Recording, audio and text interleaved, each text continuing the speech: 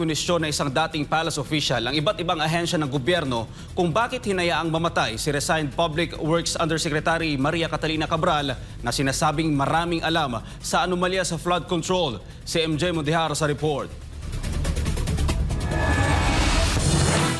Ikinagulantang ng marami ang pagkamatay kamakailan ni dating Public Works Undersecretary Maria Catalina Cabral. Huling nakitang buhay ang 63 anyos na si Cabral sa bahagi ng Cannon Road sa Benguet nang magpaiwan ito sa kanyang driver doon Huwebes ng hapon, December 18. Pagkakahulog ang tinitinang anggulo ng pagkamatay matapos itong matagpuan sa bangin sa Bued River. Ayon kay Batangas 1st District Representative Leandro Leviste, may mahalagang papel sa korupsyon sa flood control si Cabral. Para naman kay dating Chief Presidential Legal Counsel Salvador Panelo, questionable ang iba't ibang ahensya ng pamahalaan kung bakit nila pinabayaan ang dating Public Works Executive.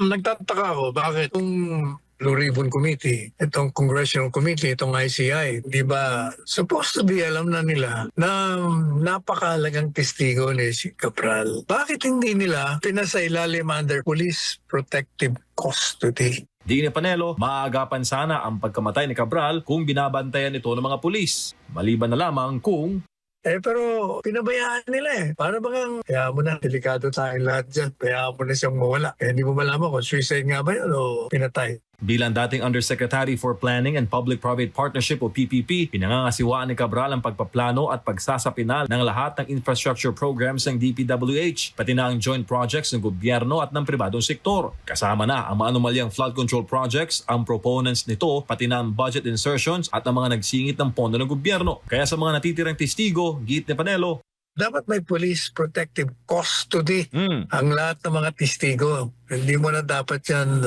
hahayaang sa kanilang paglakad. Mag-isa sila. Kasi yung mga buhay niyan, yung kalahating pa niya, nakabaon na sa hukay. Samantala, naghamon naman si Attorney Ferdinand Topacio ng Citizens Crime Watch kay Pangulong Bongbong Marcos na pangalanan ng mastermind sa insertions at anomalya sa flood control. Ani Topacio, kung hindi si Marcos Jr. ang mastermind, ay sino ang malaking nasa likod nito?